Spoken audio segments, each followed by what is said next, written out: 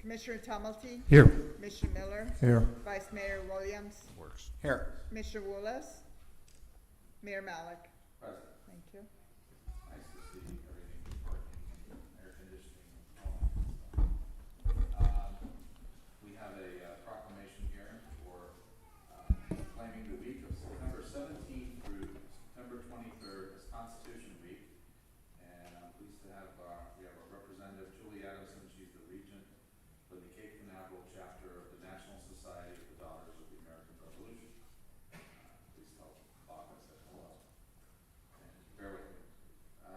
Whereas it is the privilege and duty of the American people to commemorate the 235th anniversary of the drafting of the Constitution of the United States of America with appropriate ceremonies and activities, and whereas Public Law 915 guarantees the issuing of a proclamation each year by the President of the United States of America designating September 17th through the 23rd as Constitution Week. Now therefore, I, Ben Malik, by virtue of the authority vested in me as mayor of the city of Cocoa Beach, do hereby proclaim the week of September 17th through 23rd as Constitution Week, and urge all citizens stand for the Constitution and reflect the privilege of being an American with all rights and responsibilities of the city of Cocoa Beach to be affixed this 7th day of September 22. Would you like to say anything? Yes, it's Dave. You go to the podium.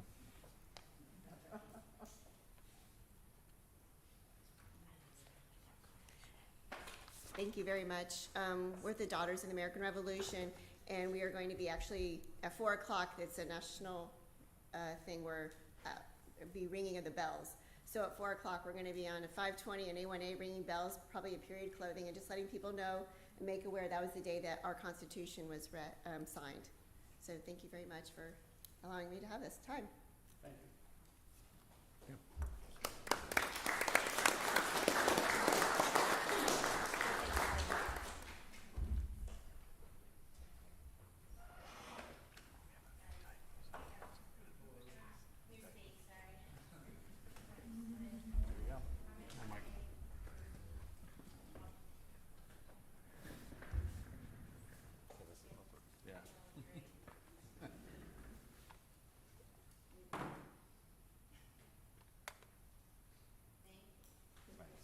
you.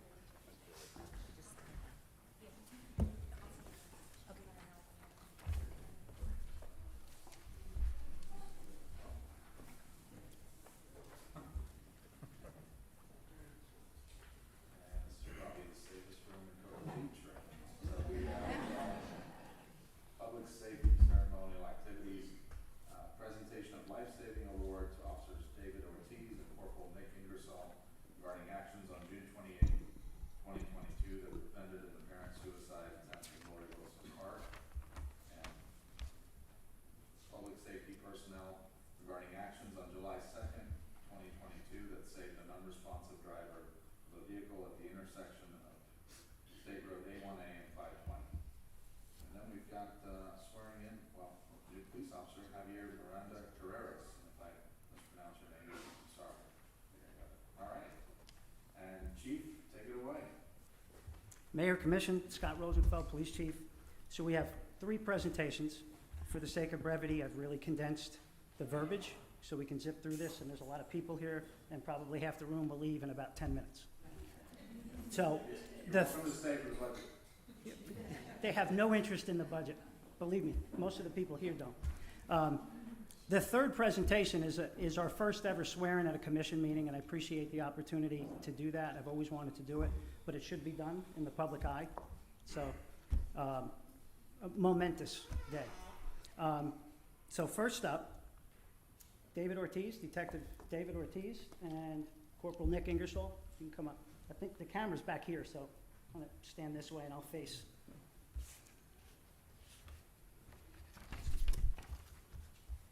You can get close.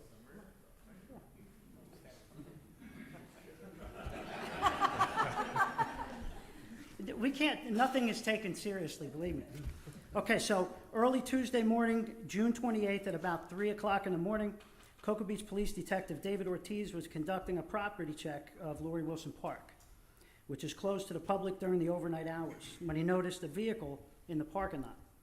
Upon approach, Detective Ortiz noticed a woman, later determined to reside out of county, slumped over in the driver's seat, and immediately notified the communications center. Corporal Nick Ingersoll subsequently arrived on scene within seconds. The vehicle was locked, so Detective Ortiz broke out a window to gain access to the woman. Once the doors were opened, the officers found the woman to be in an altered state and observed lacerations and bleeding on both arms. Corporal Ingersoll and Detective Ortiz wrapped bandages around both arms, applied direct pressure, and waited for fire rescue to arrive for transport to a nearby hospital for treatment and evaluation. There's no doubt that had it not been for the proactive policing of Detective Ortiz and the swift intervention by both officers, this woman may have been successful in taking her own life. So their actions are certainly deserving of the Life-Saving Award and Citation Bar to be worn on their uniform.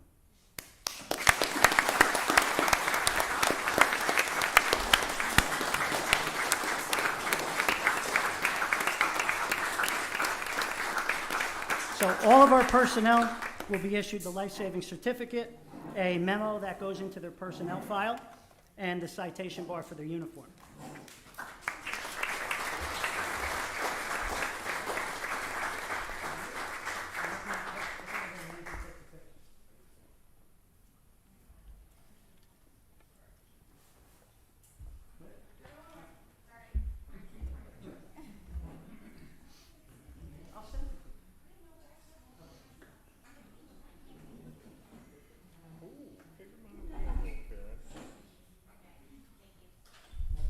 Next.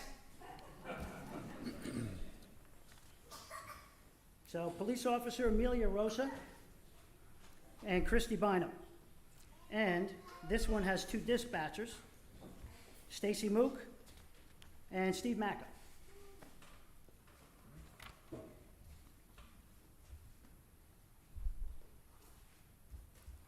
On July 2nd, 2022, at about 5:50 p.m., Cocoa Beach police officers Amelia Rosa and Christy Bynum responded to the intersection of A1A and 520 regarding an unresponsive female slumped over at the wheel of her vehicle.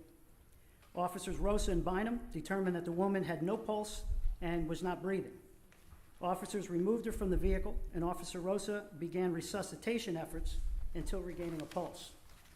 At this time, Cocoa Beach Fire personnel and Brevard County Fire Rescue arrived on scene and assumed life-saving measures.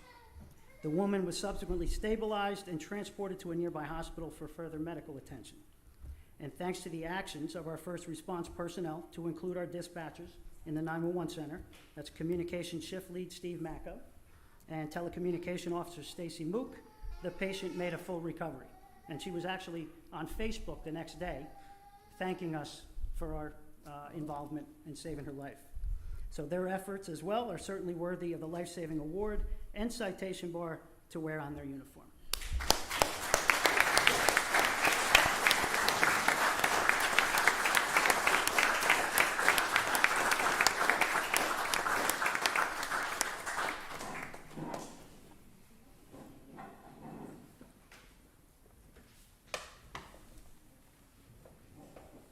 I don't know if you noticed, but our dispatchers have Class A formal dress uniforms. No other department in this county has dress uniforms for the dispatchers, so just take notice of that. Look good in our pictures.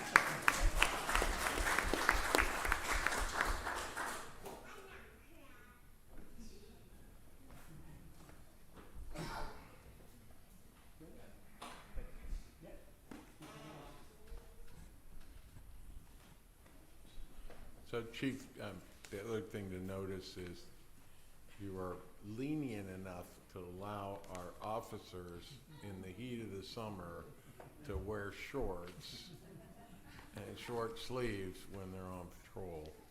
Well, this is a part of retention. And they're allowed to have facial hair because we heard you wanted it, so you had to let everybody else do it. That's true. It is true. When you're the chief, you can make policy. But these guys, I have authorized so many different uniforms that you can't find two officers next to each other that look the same. But they don't leave. They're here. So it's the little things for retention. I don't care if it makes them happy, whatever you want, right? So thank you for coming, everybody, and the family. The last one is our swear-in. Hold on, let me get my notes.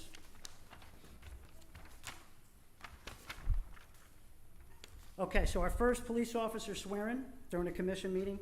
Thank you once again. Javier Miranda Carreras is our newest police officer and began his first day with us on August 10th. He's an active member of the Florida Army National Guard. He has an associate's degree and comes to us with prior law enforcement experience. Javier's family is here, so following the swearing, he'll have a member of his family pin his badge on. You said your mom was going to do that? Okay. You ready?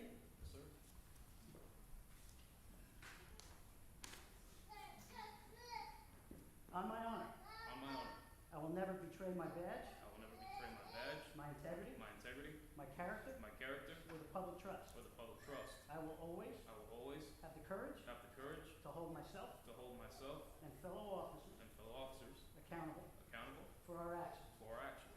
I will always I will always support the Constitution support the Constitution of the United States of the United States and the state of Florida. and the state of Florida. I will, I will, in all respects, in all respects, observe and uphold observe and uphold the provisions the provisions of the Charter of the Charter and ordinances and ordinances of the City of Cocoa Beach of the City of Cocoa Beach, and will faithfully discharge and will faithfully discharge the duties of police officer the duties of police officer to the best of my ability, to the best of my ability, so help me God. so help me God.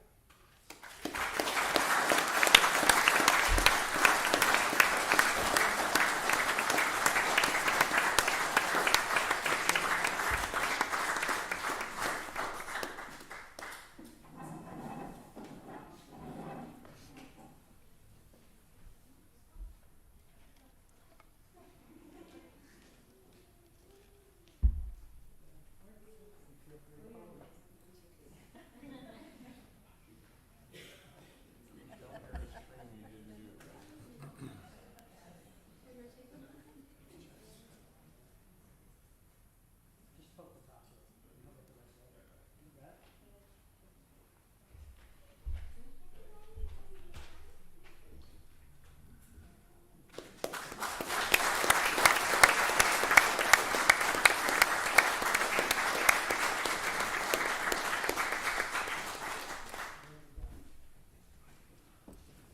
That's it.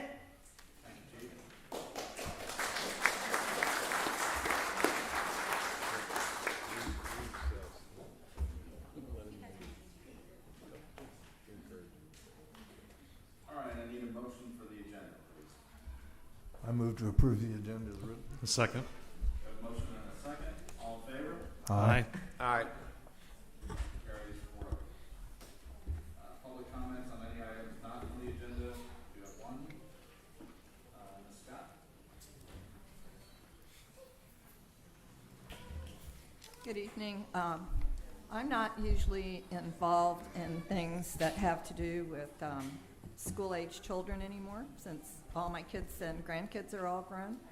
But it came to my attention, I thought I'd just put the word out there, that Title IX of the 1972 Civil Service Act is being amended, and as of the deadline for commenting on the changes to Title IX, the Civil Rights Act, is September 12th. If you would just Google child/parental rights, you will find a lot of really interesting information about what some of those changes might be, having to do in particular with transgender males being allowed to participate in girls' sports, use the locker room. It's all about pronouns that are being used and parental right of notification. You know, there's a big lawsuit in Florida right now from the West Coast where the parents weren't notified until their 12-year-old daughter tried to commit suicide. So pass it along, September 12th, Google child and parental rights. And there's a whole explanation about what the changes are being anticipated on that act. As to code enforcement in Cocoa Beach, I heartily want something done about contractors that get a permit to come in the city and they seem to own the street. They think whatever they have to do is their right to do. Today, I had another friendly encounter with Atlantic or Pavers Dreamscapes. They have worked on the property across the street from me on and off for about 2.5 years. Now they came back to correct a problem of building over the property line. There were 7 guys. They used a saw, a diamond saw, and they cut those pavers and blow silica cement dust all over the neighborhood, all over the house next door. And these people are not wearing masks, respirators. I think it's criminal to have people working in the city that are inhaling silica dust. It's worse than asbestos lung disease, and it will shorten their lives. And these people are probably hourly guys from Central America, Mexico. They don't understand what's going on, and I think the city really should step up and penalize the repeat offenders, and this particular contractor is one of them. Thank you. Thank you. Any other public comments on items not on the agenda? Okay. Staff reports. I think tonight, Mayor, I'll wait until we present the budget and any comments at that point in time, if you're okay with that. Good. City Attorney? I just wanted to mention that some of the city commissioners received paperwork from the district court. Please don't do anything with it. Thank you. All right. City Commission? Commissioner Tumulty? Just one thing, we had a big event here, actually, in all of Cocoa Beach, National Kidney Foundation this weekend, surf contest and silent auction here. It's the first time we've had it here in a long time. They had it here once before, maybe 15, 20 years ago, before I was involved in it, but we plan on doing it here from going forward. The event went smooth. We had this entire facility at our disposal, and they all did a fantastic job, and we appreciate it. And that's all I have. Thank you. Vice Mayor? Well, now that our police chief is back in the room, I have one thing I would like to chat with the police chief about.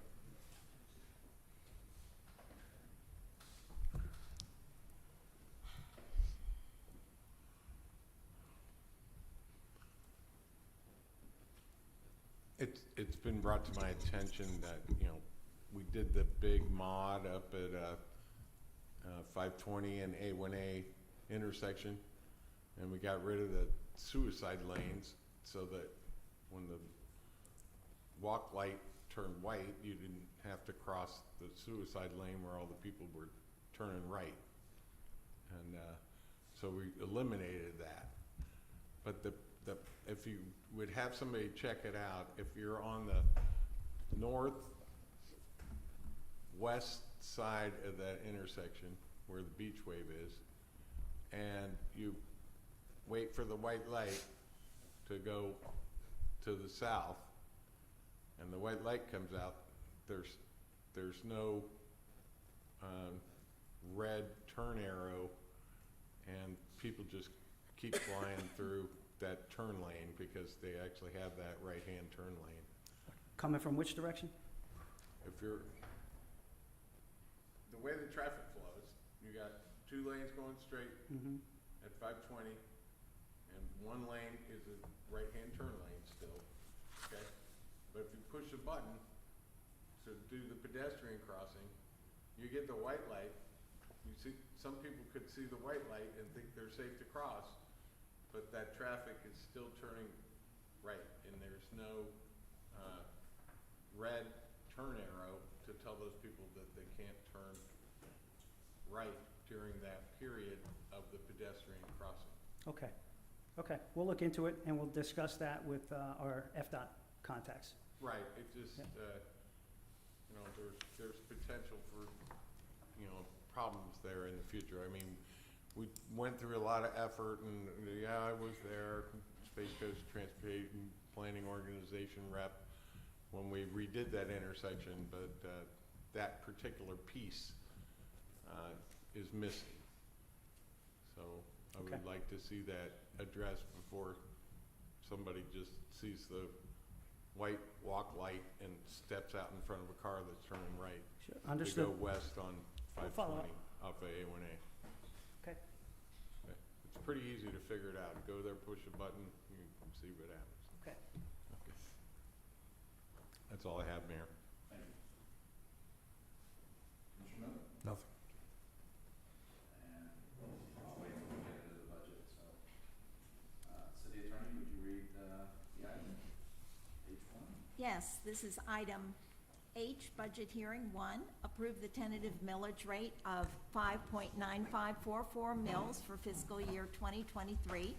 The tentative millage rate of 5.9544 mils is 12% higher than the rollback rate of 5.313 mils. Adoption of the millage rate by resolution number 2022-13 is scheduled for September 22, 2022.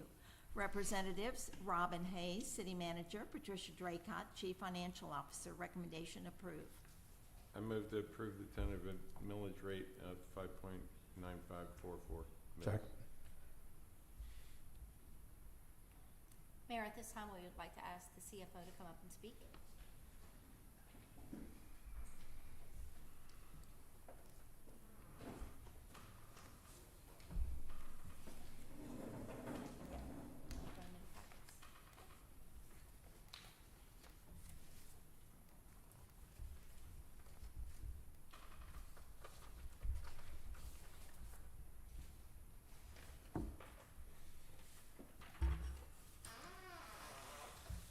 Need help, Tricia?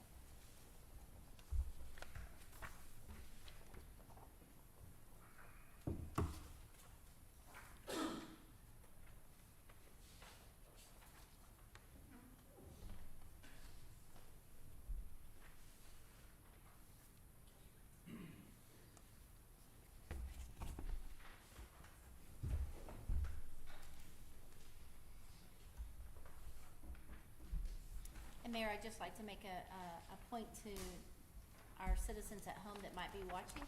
We are YouTube Live tonight, and that's the direction we will move going forward because we do not have the same setup here at this location that we've had in past to actually have it on our station at the same time of our regular meeting. The meeting will be taped and will be uploaded to our normal station for review and viewing of our public as well as anyone else who'd like to look at that.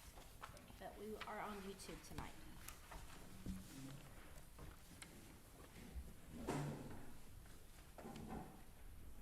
But the mics work They do.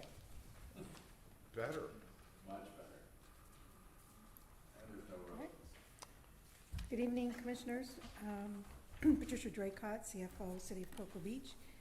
So what you have before you, the large paper in front of you, goes over the current city debt. The top 5 are general fund, or governmental activities, which includes the CRA, special revenue. And then the bottom 5 are business type activities, which includes the sewer treatment plant and the stormwater. You'll notice there's an additional one on that bottom right-hand corner. That's the, that one was new in fiscal year 22. That's the VATCon that was purchased this year. As part of the schedule, we've also provided you with the pledge. So when we take out debt, there is a pledge of a source of funds, and that information is on here. This data is in the budget book, but we've just simplified it on this report since we typically would provide this to you at this meeting. And the schedule will be available to everyone, right? Yes, we will Yep. put all this data on the website. Yep.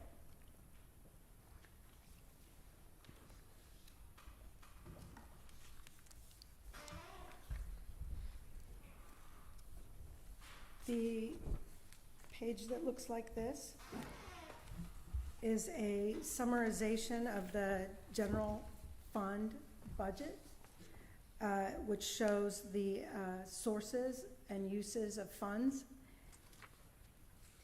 It includes a couple other columns that you don't usually see in the final budget document. One of those columns is last year's proposed. And it also includes the 2023 proposed at the current millage, but also what it would look like if the commissioners elected to go with the proposed of 6.1644, and how those look different.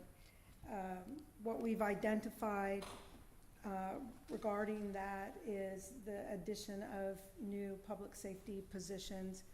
The budget at the 5.9544 includes 2 additional police officers. That budget with the millage at 6.16 includes another 2 for a total of 4 police officers, new police officers, as well as 3 new firefighters. Can I ask you a question on your math in case I'm missing something? So the total sources for the 2023 proposed at 5.9544 is 56,087,708, and the 6.1644 is 56,415. So that's less than a $400,000 delta. And I'm just, with what I've heard at previous meetings with cars and gear and training and everything, a police officer is $150,000. So 2 police officers is 300 of that.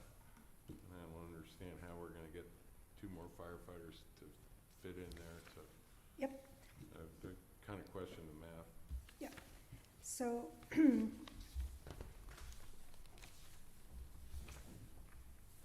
if you look at kind of the last page that was in that little packet, there's not a whole lot on there. It gives a summary of what that cost would be. So we've already included 2 new police officers at the current millage.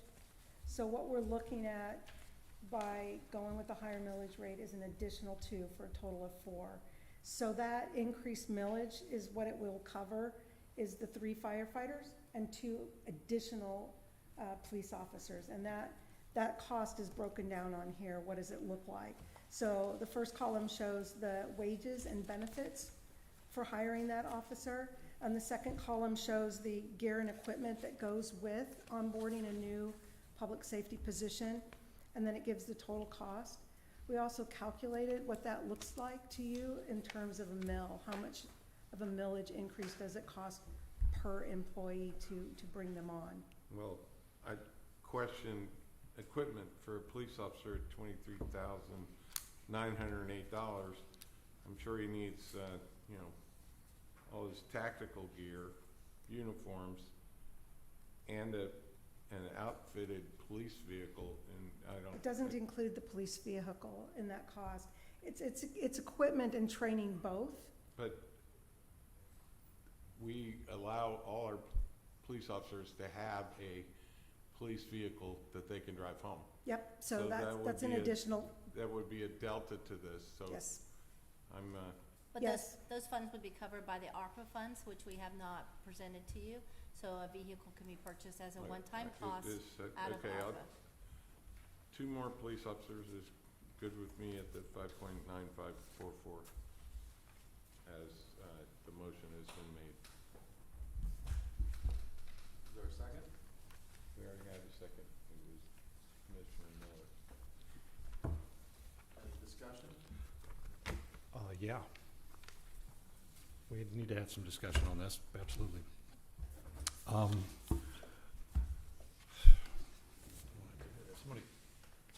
hand out some.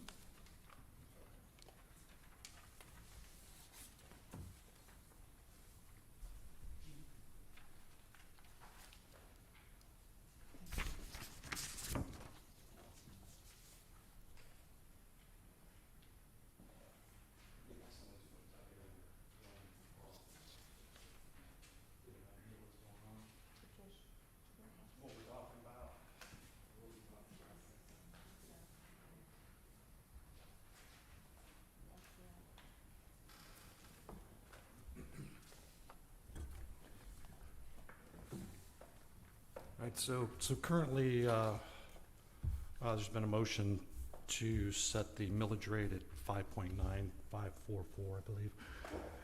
And I'm suggesting that we addend that.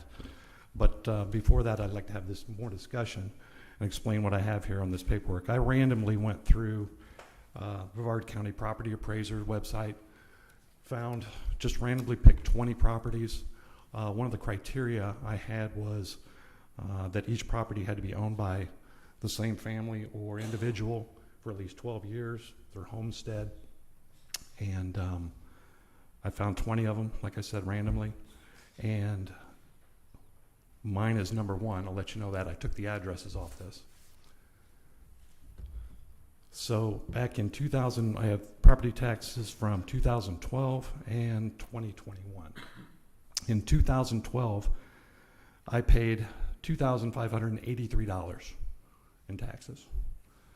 In 2021, I paid $2,584.84. That's a delta, Skip, of $1.84. So I paid $1.84 more last year in taxes than I did in 2012. That's 10 years. Over 10 years, my taxes went up $1.84. The rest of the properties are somewhat random. I do need to tell you that I did select any commissioners that met that criteria as well, but I didn't put the address down. It is public record, however. So if you add all these up, the delta, or the difference, or excuse me, the actual increase dollar amount for those 20 properties is $30.81. So in total, those 20 properties paid $30 more last year than they did 10 years ago, which is an average of $1.54 per household. Okay? Would you like me to comment? In a moment. Okay. Down below, I have basically put the numbers down. Our millage of 5.9544, 6.1644, and the delta of that, which is 0.21. And I segmented it out in $100,000 increments. So for every $100,000, that increase, for every $100,000 of assessed value, that increase would be $21 to a homeowner. None of these properties are assessed at $100,000. None of them are assessed at $1 million either. Matter of fact, the vast majority are between $200,000 and $500,000 assessed value, when their actual market value is close to about $1 million for each of these properties. So if you do have an assessed value of $500,000, assessed, not market. Market value is what I saw looking through this was typically 3 times the amount of the assessed value. If you happen to have an assessed value of $500,000, this increase on your assessed property, which is assessed at, if it's assessed at $500,000, it's $500,000, would be an increase of $105.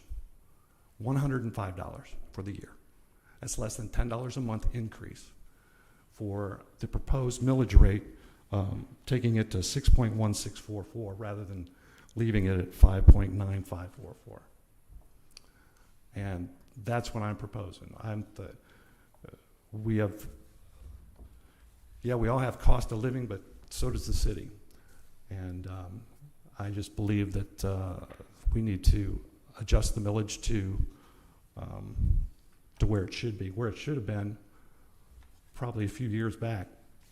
Back in 2002 through 2006, the millage rate was just obliterated. It went from, like, I don't remember the exact numbers, but at one point it was down to 2 point something.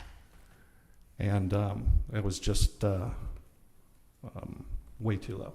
And that was because the property values went up, and I can understand maybe how they got to that decision, but they never came back when the market or the balloon bubbled, or the bubble popped rather. in the market. So that's my spiel. Commissioner Williams, do you have something to? Yeah. No, something. All right. Are you ready for my discussion? I am. That's why I just asked you. Okay. So I believe your data. But I also know that the aggregate of these tax differentials aren't just based on, the city has raised property taxes every year, for the past 10 years, okay? So you would think that that dollar value would be more, okay? But there have been other entities on that plethora of your tax bill that have actually lowered, including the county, the burden on the taxpayer. So if you did a statistical cleaning of this data based on all those other reductions by other entities and just put it on what the city has raised taxes over the past 10 years, you'd see a different number, okay?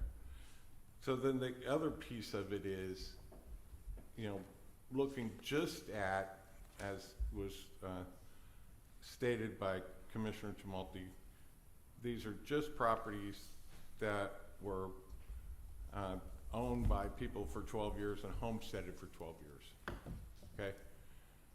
That's not the vast majority of the properties in Cocoa Beach that pay ad valorem taxes, okay? Yes, that is a very low delta to somebody that's on fixed income, Social Security, annuities, those kind of things, and inflation and all that is going up, and they need to, try to not have a big increase. But then also you have the new homeowners that have those $500,000 properties. Okay, you're saying, okay, it's only $105 increase for them.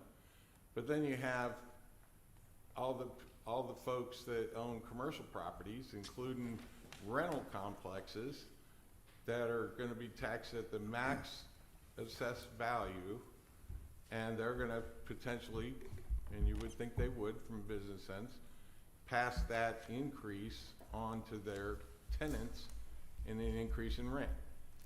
And then you have the people that pay the bulk of the property taxes, ad valorem property taxes in Cocoa Beach, the hoteliers, and the large businesses like Ron John's Cocoa Beach Surf Company. They're taxed on the full assessed value of their property, and as it's stated in this packet that we have on page A19, at 5.9544% increase of keeping the same millage rate is actually already a 12.89% increase on those property ad valorem property taxes for those properties. So I'm just I'm sticking with my I don't like, it is a tough time for a lot of people, but and even the current millage rate, as I just stated, is a 12.89% increase. I'm sticking with my motion for a 5.944 millage rate. To me, that 12% is, it's a number, it's a percentage. It's, my taxes were $1 and they went up to $2, that'd be a 100% increase. Sounds very ominous and menacing, but I budget not on percentages, I budget on real life dollars. I looked at my bill, and you're right, Commissioner, the county did lower their tax rate. And you know why? Because there is a correlation. County's growing. County's added new additions to their tax rolls. That's why they were able to lower their millage rate. We are still struggling with that. That being said, for me, it's net $7.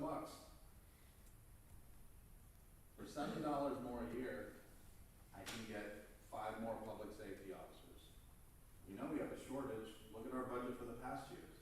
I mean, everybody's always, oh, well, enforce the laws. We keep inviting all the drunks to our town, which maybe one day we'll grow up and decide not to do that. But until that, we have to manage that. And we still have 2.5 million people coming through here. We can't charge a toll. I wish we could. We can't charge a local bed tax. The state won't allow us to do that. We gotta figure out how we protect our residents.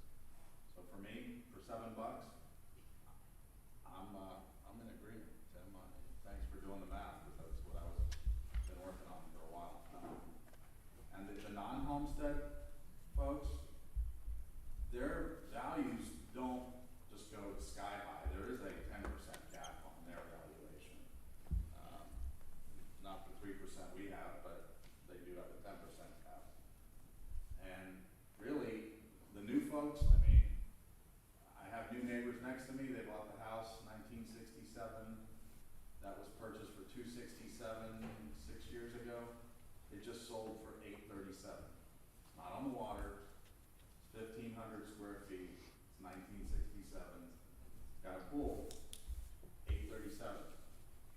The new owners, they're in for a heck of a tax bill.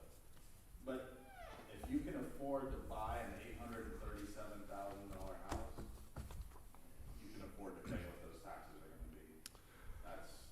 I'm not being flippant about it, but certainly out of my budget. But, So for the 900,000, that'd be an increase of $189. yeah, I think they can swing to $180.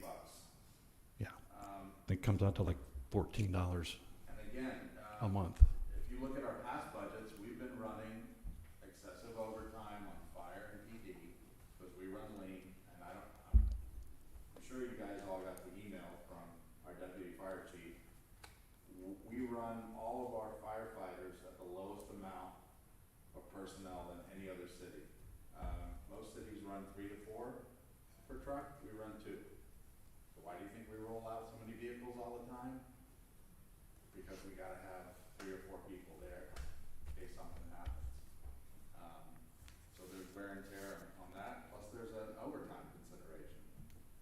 So, I'm inclined to go to 614. Public comment? Well, we're not done discussing it, I don't think. Does Commissioner Miller, do you have any comment? I want to talk about another subject when it's my turn. Okay. Go ahead, sir, because this is the only chance to talk and then we'll have public comment. So, are we talking about the budget in whole? We are, but right now we're just, In the village? yeah. If you give us a moment, I'd just like to hear from Commissioner Miller. Oh, relative to, This topic. I'd be inclined to go to 6.1. Seems like not a whole lot of money. All right, I'd like to make an amendment to the I mean, motion. We've got a $56 million budget. That's a Yeah. big number, right? It's I like- a big number because we've gotten so many grants from the state and county in the last 2 years, Yeah. and the federal government, that it's pushed our budget up to a much higher level we've ever seen. It's not that we are spending adjusted more than for we that. did before, but Yeah. the grants that we've gotten from federal and county and state has been significant. Including the recent $32 million grant for the mud capping project behind Right. high school. Public comment, sir? You would go to the microphone.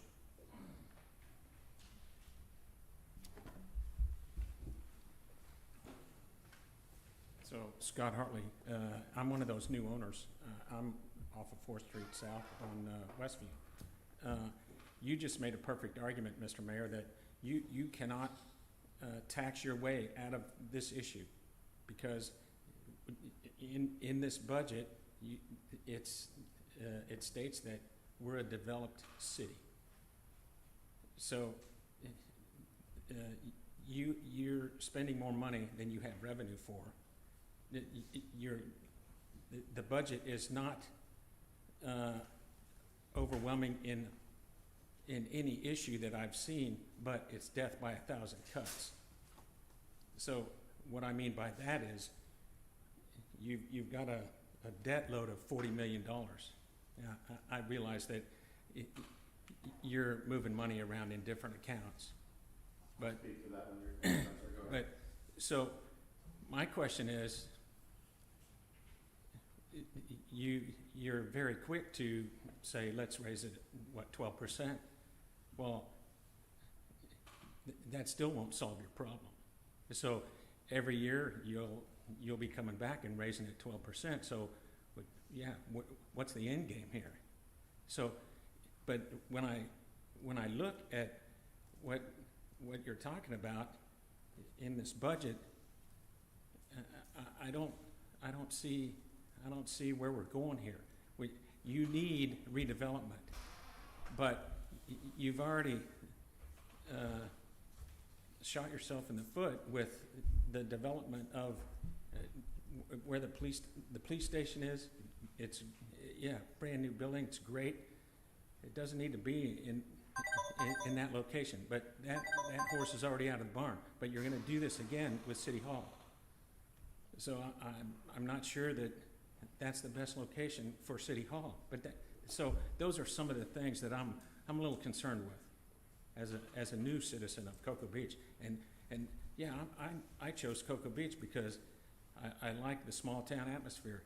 I don't want it to turn into Daytona Beach, for instance, with high rises all along the beach. Thanks. So, okay. So just to elaborate a little bit, and we've had discussions on locations of City Hall facilities for, I would say, close to 20 years, maybe 40. We are very right, absolutely correct. We have finite land. That's why we carefully carved out 4 redevelopment areas that are finally starting to see some projects come online. That surf condo project is one, first and only new condo project the town has seen since 2000. The top unit is under contract for north of $2 million. That has not hit the tax rolls yet. So there are some opportunities for us to replenish new funds coming in. In terms of our debt load, let me just clarify. That's why I wanted to have this debt schedule with everybody. Over 22 million of our debt is public utilities, stormwater debt. We borrowed money at 0.345% from the state of Florida revolving fund. I don't think you guys can go out and borrow money at that rate. Could you restate that? What percent? 0.345. We borrowed in 2014 money at 1.88%. This is all state of Florida revolving fund. It's a low interest state of Florida debt for utilities. Utilities are very expensive. We've got hefty reserves in our utility fund, but a city doesn't want to use that. That's if something breaks. If that sewer plant breaks, things are really expensive there. We took on $19 million approximately in 2020 to address some of the things that we're wearing out, and that's a 13-year fixed rate at 1.61. So the city has a financial advisor, EFM. I spoke with our managing director, and our debt ratio is at 0.5%. It's AAA credit. So I would encourage you to, I'm happy to sit down with anybody and go over that. If you don't understand it, I'm happy to explain it. We are by no means in poor financial position. We have a AAA credit rating, as evidenced by getting bank funds. For example, the police station was a fixed rate of 2.45 issued in 2019 that matures in 2039. I mean, cities can borrow money effectively at very cheap rates. We have 20 million in reserves in our general fund, so we're by no means in poor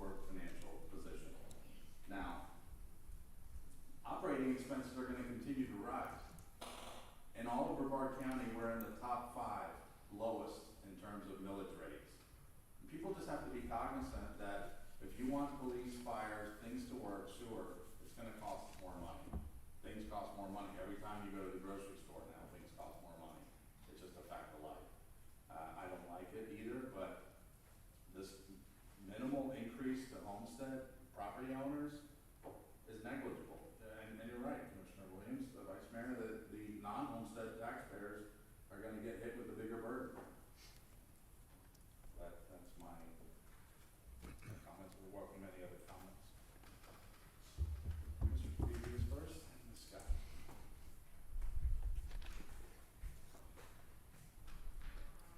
Guys, Keith Capizzi, St. Croix Avenue. I was wondering actually, what was the overtime that was paid for the fire and safety? Is that available to be seen? That's on our prior budget. I'm sure we have that number. I don't have it off the top of my head. I just wondering maybe the difference between that That compared. number did go down as we added more personnel, so Wait. you can see there's a correlation. Yeah, I was wondering the difference between that, having them overtime versus adding more employees. But as far as I'm actually surprised how, I can't believe how low your guys' taxes are, because I mean, mine went up $500 in the last 10 years, but. Oh, yours is on that list. Is it? Yeah. Well, I don't know what mine, I pay $5,500 now. I was paying $5,000 10 years ago. But between all my properties, I mean, I pay probably close to $13,000, maybe $14,000, because my other, I mean, they've gone up about maybe $4,000 or $5,000 in the past, since I've owned them. They're not homestead. But they're not homestead, exactly. So that's kind of my thought too, and they're all in Canaveral, so it's really a moot point here, but it does affect me. But I was just wondering the difference between what you guys would pay new employees versus overtime rate, just as a difference in if it's. That's a worth good it. question. So, our current overtime for 2020 to actual, as per in the budget book, which is online, is, for fire department is 321,000 and change. Last year, 2021, the actual was 407,000. In the 2022 budget, we've kept it at 350. We reduced it. And then 2023, we're gonna try to reduce it and keep it at the 350 also. We are on par right now at 304,000. So we still have another weekend that hasn't hit the books yet, and that was Labor Day. And anything that happens, Artemis and so forth, has not been a friend of ours. So we have run police and fire probably to the hilt, and they've probably stretched all their schedules out that we haven't even seen those numbers yet. So having a new employee would basically. it will. You would take care of at least one. So I'll give you a very quick, fire department, they run, let's say 4 people, okay, so to a shift. If one calls out, that's 3. We can only run a truck with at least 2, so that means we are down a truck. If we have at least a couple of firefighters where we can add to the shifts, then we have someone that we can move around, keep from running down a truck. If someone calls in sick, or if they take vacation, they have to readjust their schedules. So if you hire new employees, you're gonna cut down. You're not gonna do as much overtime. Yeah, I mean, we've already reduced that. Yeah. Hopefully we can bring that down more and more, but again, at this point in time, we've anticipated 350. To add to that, one of the problems is if they only have 2 employees per truck, they might have to, if they need 4 employees at a scene, they have to run 2 trucks. If both of those trucks are now engaged at one scene and they get another call in, they don't have anybody to respond. They don't have the equipment, they don't have the personnel. So what you're banking on is you only get 1 call at a time. And it's the concern is just on the overall safety. On a normal day, it's probably not a problem. But on holidays, or even during the summer when there's a lot more activity in the city, it's when there's a concern. So the fire chief's concern is it's not just the overtime, but are we using that equipment the best that we can? If we run 2 trucks to every call that only needs 1 truck, are we really using our equipment the best that we can? And the equipment that they use is really expensive, so we don't want to put any more wear and tear on it than we have to. So there's a lot of elements that go into that. But as well, if somebody does want vacation, they then have to bring somebody in on overtime. or if somebody calls in sick, they'll have to bring somebody in on overtime. We had one that got deployed. He was National Guard or reservist, I can't remember, but he got deployed for a year. So he's now not available for service. So that's what we're speaking to when we say about the need for the additional public safety for our firefighters. It's just to make sure we have enough. Mayor, can I ask Paula a question? So Paula, I know budgeting and, you know, going through this budget book, there's so many categories, and you got other revenues and special event revenues and all that.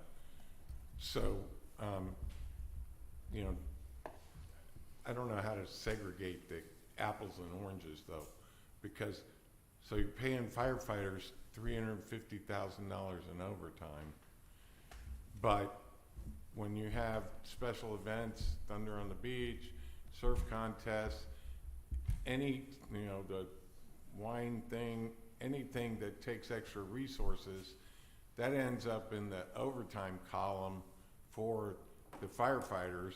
And then there's another column somewhere that says other revenues that doesn't get subtracted back against that overtime to show that that overtime was offset by the funding from these other special events. So it's kind of, you know, not exactly clear what the true overtime numbers are. We do have a separate line item in the budget for reimbursed labor, and those are the costs that are recaptured where there's a direct service for a private purpose, such as the special events. But that does not, I think, make up the majority of the overtime. No, I'm not saying it makes up for it.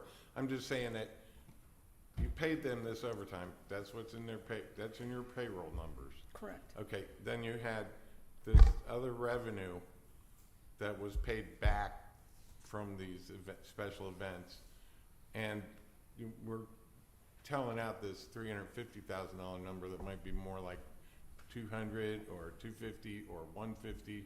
We don't know, because we have firefighters and police that are willing to take that additional duty for the overtime, for the good of the city, or whatever their reasons are. But those numbers show up in their overtime numbers per their paychecks, and then you have that offset of the money we get back from the special events. And that's not exactly clear. So, you know, what Mr. Capizzi was saying, that, you know, hey, if you can get 2 more firefighters and reduce that $350,000 overtime to almost nothing, then it's kind of a wash. But if it's really only 200,000 because of the offset, then that's a different story. Anyway, we're not going to be able to solve that tonight. And we do know, we do assign, police and fire do charge to a project number, so we do know the dollars. Well, I know you know the numbers, but the numbers that are presented here are the pure overtime paid numbers for the police and fire. My comment was going to be touching on when you touched on the overtime will never go away, no matter how many police you hire, because they need to be there for special events. It's that simple. They have to take care of protecting the city in addition to take care of additional people who showed up here for an event. So don't expect the overtime number to go away. It's never going away. And then thank you, Paul. Patricia. I do have a question for the police chief. Can you direct those to either myself or to the CFO, because if it's budget, please, sir? Huh? If it's budget, can you direct those to me or to our budgeting CFO? No, the question I have is, I want to direct to the police chief. But I'm in charge of operations. Okay, you can answer this question if you'd like. I'll bring him up if we need to. Yes, Okay. sir. I would like to, I know our police department has done a wonderful job, and I would like to know what our crime statistics are in progression from 5 years ago to now, because from my perspective, it seems that we're lower now than we've been in previous years. Okay. Chief, if you want to talk about the UCRs and how we've done those. Thank you, Commissioner, I appreciate that. Thank you. Chief? Scott Rosenfeld, Police Chief. Yes, they are lower. So from 2015 through 2020, total crime citywide is down about 70%. 70%. Very good. And I'm not saying that negates the amount of police officers when you have the street, because that's probably why it's down. And also, you still have to do all your normal patrols and everything else, and training and everything else. But kudos to you that the crime rate is down 70% over the past 5 years. Well, I can tell you that we have a much better relationship with the community, so we work together to combat crime. Our retention, in the 6.5 years that I've been police chief, we have not lost one officer to another police department within Brevard County. We've lost a few who have gotten out of law enforcement or have left the county and relocated. So we run it just about fully staffed. Now, fully staffed is grossly understaffed. That's why we're working so hard to add additional officers. We work at minimum staffing routinely.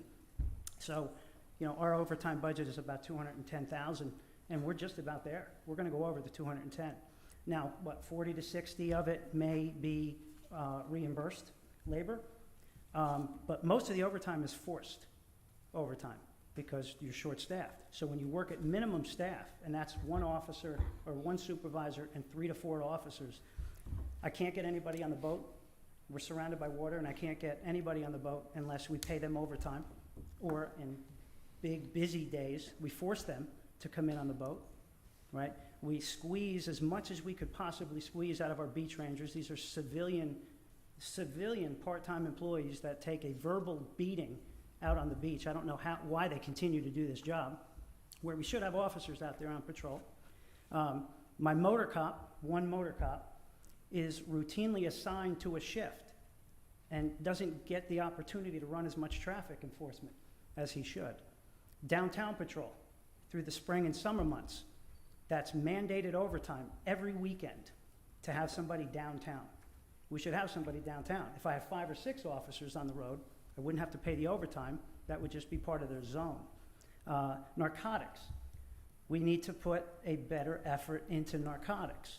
So we have 1 or 2 detectives, as time permits, in between their tremendous caseloads, can do what they can to handle all the intel that comes in and try to combat some of the narcotics in town. I can't even get somebody assigned strictly to narcotics.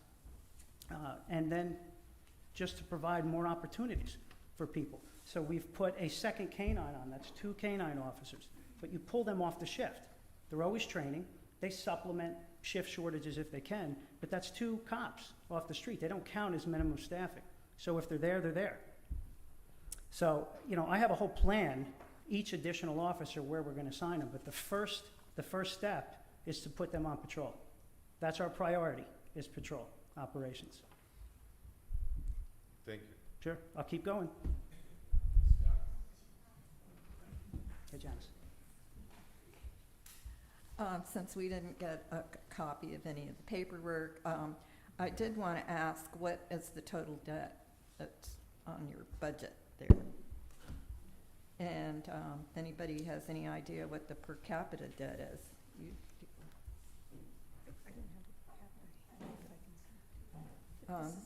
Oops, sorry, okay.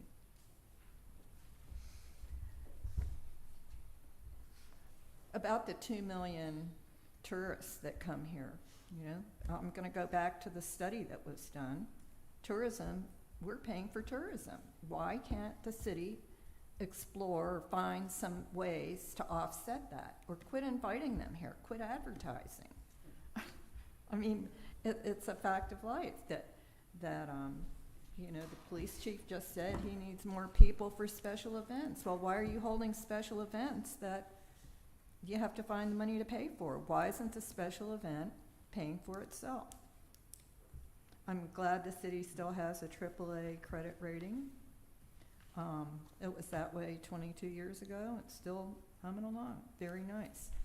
The residents are, in those situations, are always the debtors of last resort, so thank you. Mike Goldberg, 1510 South Atlantic Avenue.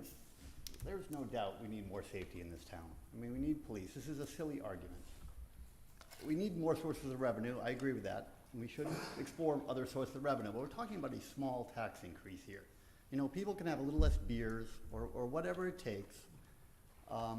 You know, if you buy your house in a residential area in 2012, it was about $200,000. To rent that was about maybe 11 to 13. Now it's worth $500,000 and the rent is $2,500. So if you're not making money, you can't afford this little bit, it's ridiculous. I mean, the values of the houses, there's equity in them. You could get a reverse mortgage if you can't pay for it. You could take out an equity loan. It's a silly argument. We need more safety in this town, especially as I drive down Orlando on a Saturday night and I watch a car driving right at me at 40 miles an hour for 3 blocks. We need safety. Thank you.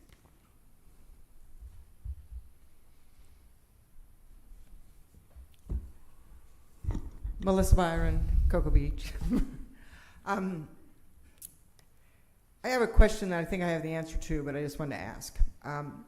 Artemis 1, that was an event that was put on by NASA, and we had a lot of presence there. Did we get reimbursed for that? No. Okay. Are there other things that happen in the city that we have no control over, but we have to participate, and we have to provide the safety and the security for our citizens? Yes? Oh, okay. Yeah, that's our commitment. Just want to make sure. The other thing is the special events. We are a family-friendly resort community. If you say get rid of the tourists, then you will kill the city.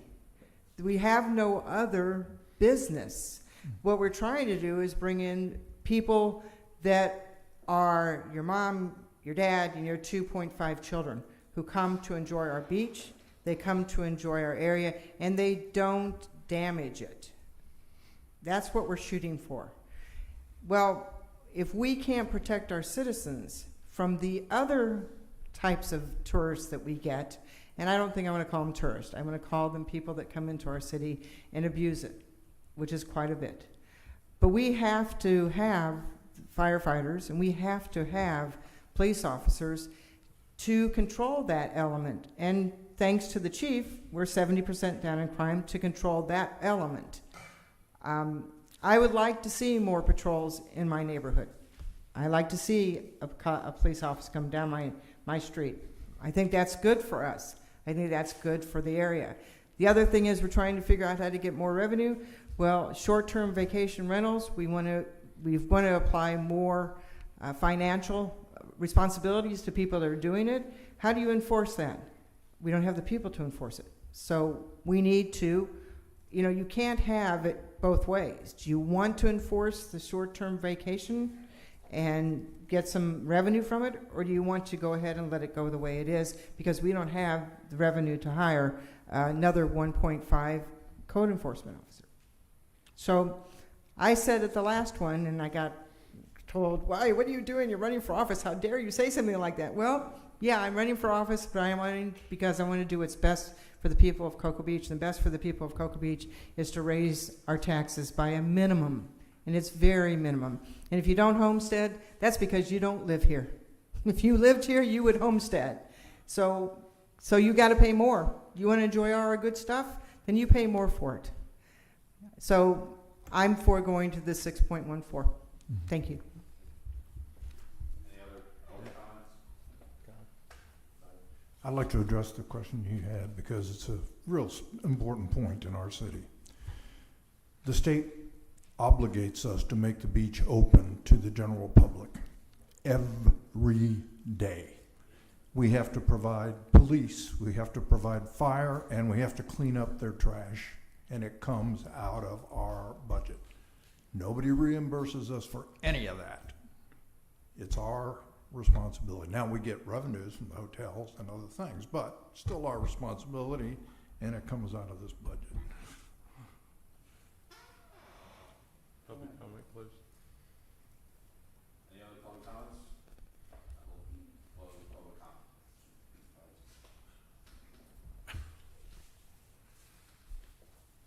I just want to say, 15 years, I've been sitting through budget cycles. And every year, it's always been, what's brought forward is, if you don't raise taxes, we can't have more police and fire. It's never, oh, we're gonna have to put off paving these streets for 5 more years, or we're gonna have to put off these capital infrastructure improvements, or that next 3rd phase to the stormwater plant, and bake in the police, fire, which I believe is a priority. Police, fire, and EMS, my #1 priority. But if they're a priority to everybody, as it sounds like they are here, and it's sounded like they have been for 15 years, why aren't they baked into the budget? And why doesn't the city staff figure out a way to carve other things out so we can have those police and fire resources that we need? So it's a philosophy of almost scare tactics, that if you don't raise taxes, we can't have public safety. And I've dealt with it for 15 years. I talked with the city manager in March. Please don't bring another budget proposal that comes back that says, if we can't get this extra money, we can't have police and fire. And here I am again. And I'm the bad guy because I only want to raise taxes 12.89% versus going higher. So the city needs to tighten their belt. If we want police and fire, they got until the 22nd to bake them into this budget at 5.9544%. Or the rest of these commissioners can vote to go to the 6.1644. I rest my case. Commissioner, you said you've been here the longest, so why was the 60-year-old clay sewer pipe never addressed until now? That's not gonna get any better, sir. Well, fortunately for me, I haven't spent any time crawling around 60-year-old clay sewer pipes, so I have to wait till I get that information from the city staff who does those inspections and makes those assessments and brings those to the budget, and then we bake those solutions into the budget. Well, that's exactly why all these capital projects have been deferred for decades and decades, and why it's all literally falling apart. It's just like a leaky roof in your house. You can keep ignoring it, try to patch it, but at some point, you're just gonna have to replace the roof. And that money's gotta come from somewhere. And the challenge we have, because of the homestead laws, because people tend to stay here a very long time. I'm now here 15 years, so there you go. Yep. And my taxes have hardly gone up. My taxable value is $145,000. I just told you, my neighbor sold his house for $837,000. I'm not taxed at my market value. That's the problem. Once you're homesteaded, your taxes cannot go up. Your taxable value is capped at a 3% increase. Regardless if the market quadruples or almost goes up tenfold, your property taxable value will not go up more than 3%. That's the constraint we have. That's the problem with government funding and accounting. You have one side of your revenue stream capped by an artificial homestead cap, and your expense side has no cap. Cost of living goes up, wages go up, insurance goes up. There's no 3% cap on it.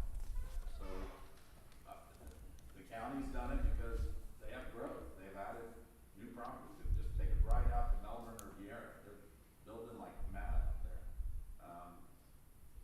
And that's why, we need some of these new projects to come online. That's why I'm proposing the 614. Hey, Commissioner Willis just joined us by phone. Okay. Has she been following at all? I'm not sure. So I'm here. let's talk about homestead exemption. There's a reason for homestead exemption.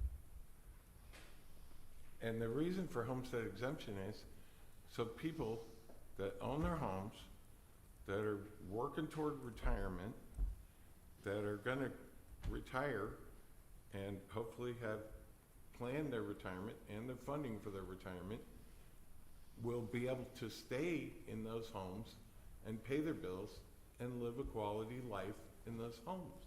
When they die and that property turns over, be it in a trust or be it to somebody that inherits it, that property goes straight back up to full market value.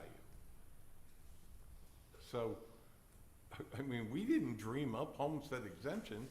It's statewide, and it was planned and put in place for a reason based almost eons ago. So, to try to say we need to get rid of homestead exemption, Sir, that's not what you're I gonna said. have people that can't afford to stay in their homes any longer. You're misconstruing what I said. I didn't say get rid of homestead. I'm just telling you the economic reality of the sources and uses when you do a budget. Your revenue stream is capped by long-term homestead resident, me included. I paid the city $860 last year for 24/7 fire, police, infrastructure, sewer, water. That's a heck of a bargain. The new person coming next to me, they're gonna pay their fair share. So that's the challenge we have. It's the constraint we have. It's the reality of it. It's math. Carolyn, did you wish to add to anything?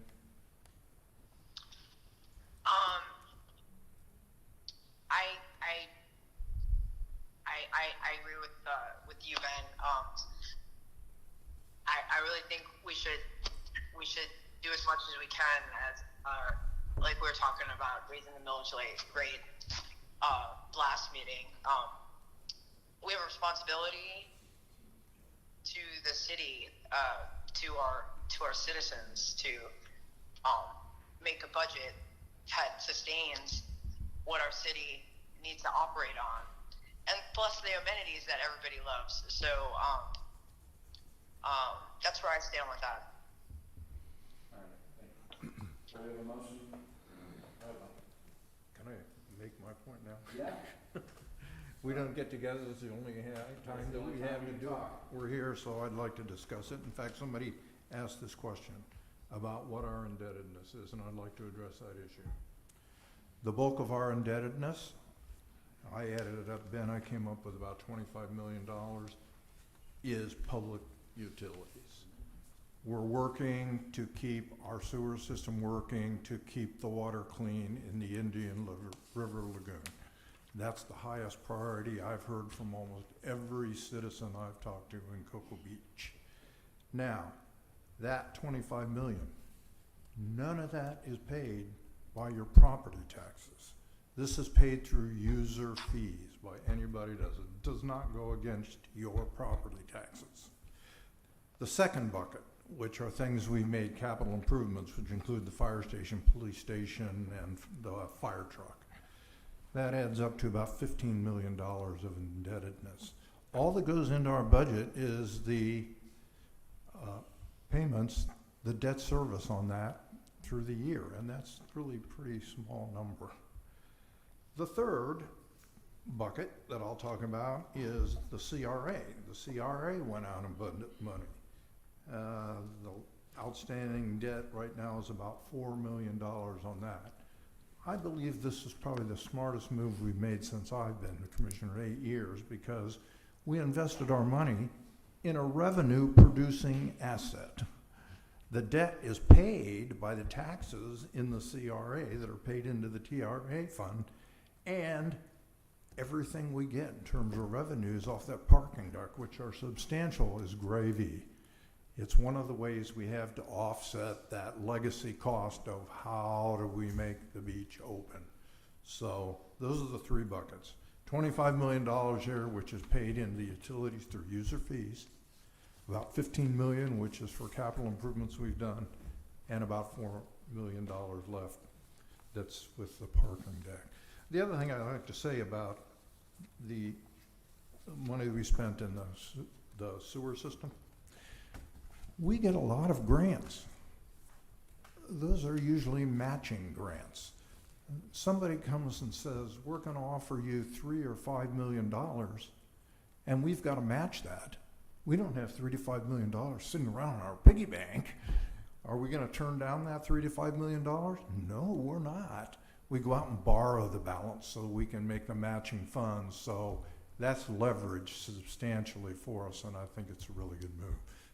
That's our strategy on indebtedness, and in simplest terms I can make. All right, we have a motion and a We don't have, Can you repeat the motion, please? yeah, the first motion was for, which we need to take a vote on, but no, we don't. I'm going to make an addendum to that motion and change the millage rate. I move to approve the tentative millage rate to 6.164 as an addendum to the first motion. I would second that motion.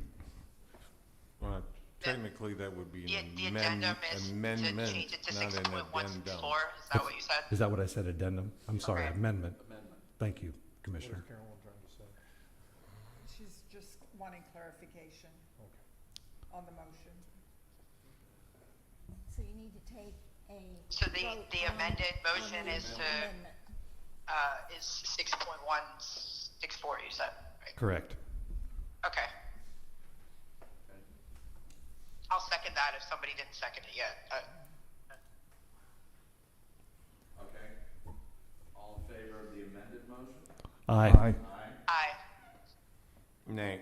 All opposed? Nay. All in favor of the original motion? Aye. Aye. All opposed? Nay. The amended motion carries. Sorry, did I screw that up? Actually, the second one is the motion as amended, Yeah. Okay. and so I would go ahead and take that again. The motion as amended to have the larger. millage rate. 6.1644, please. So could you request a vote on that one? All in favor of the amended motion to 614? 61644. 61644, sorry. All in favor? Aye. Aye. Aye. Aye. All opposed? Nay. All right, the amended motion passes. Thank you. Thanks, City Attorney, for keeping us straight. Sure. All right. Next item, City Attorney, Okay. on page 2. All right.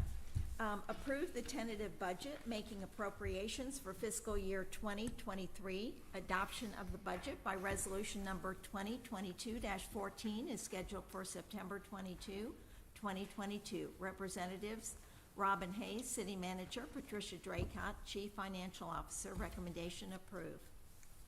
Mayor, if I can have our CFO, Patricia, actually read in the total budget that represents I want to make sure I state the right number too, 6.1644, because the packet included the 5.95, so I know it's one of the documents, just read that into the record. Yeah. So at the,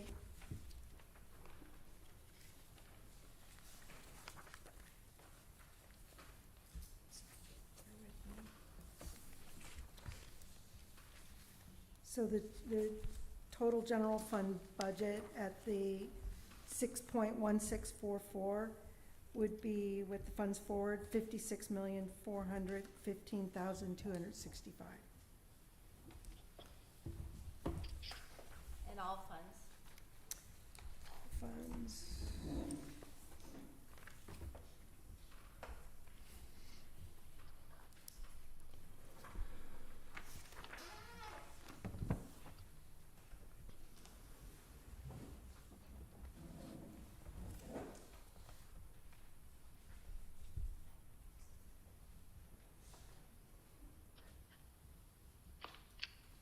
A moment, just one moment, double check the number.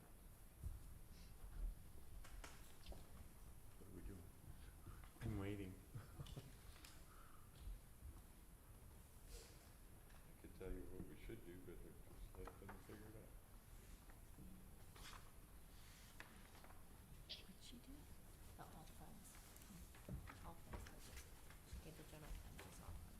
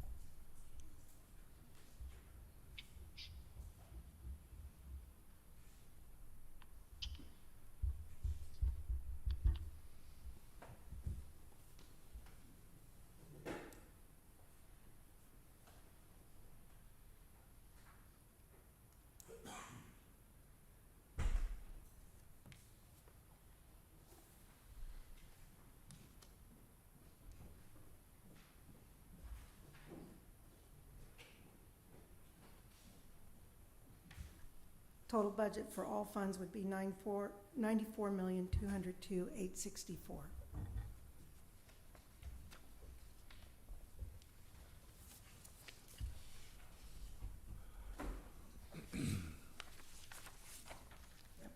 And again, Mayor and Commissioners, those numbers, the budgets we brought back to you on the 22nd.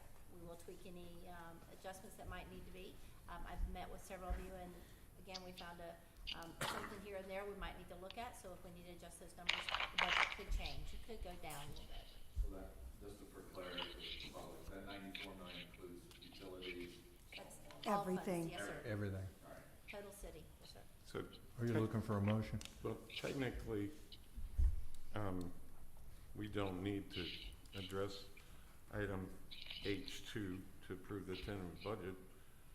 It's not a first reading of a resolution based on what we already have in place, so that could be the same new business that we would have at the 22nd meeting. So, I mean, we already know the feelings of the commission, so we Again, don't. we have to follow state statute, and the statute says we do this tonight, and then we do it again on the 22nd, and we read those into record. Okay, so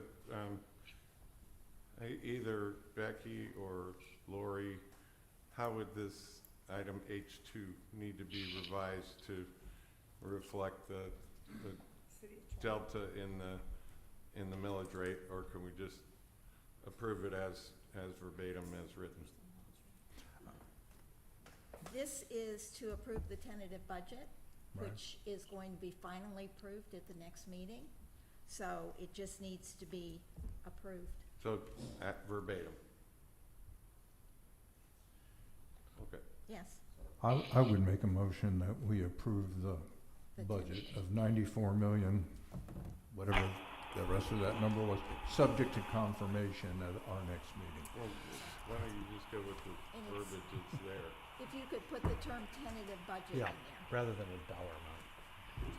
The verbiage is approve the tentative budget making appropriations for fiscal year 2023.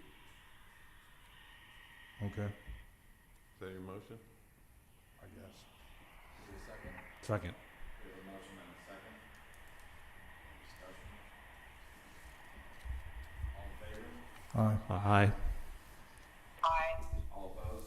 I'll say nay for now until I see the new one. Of course. Moving on, H3. Okay, this will be pulled because the CRA has not approved that yet. Got it. Let's just do consent agenda. City Attorney, will you read the consent agenda? Yes, this is the consent agenda. One item, approve the following per the terms of the employment contract. A $5,000 wage increase based on a 6-month performance review of City Manager Robin Hayes. And B, the City Manager's 5-year plan that would sync with the city's strategic plan. Representative Natalie Harmon, Personnel Director, recommendation approved. I move to approve the consent agenda. I second that. We have a motion and a second. I'd like to make an amendment in, for clarity, in the consent agenda, I-1B, for Lori, it says the city manager's 5-year plan would sync. It's S-I-N-C, not S-I-N-K, because I really wouldn't want the 5-year plan to sync Good catch. with the city's Good strategic catch. plan. Yes, nice. Man. Is that an amendment? Yeah. There's an I second that extra zero amendment. there. Okay. All right, is all in favor of the amended motion? Aye. Aye.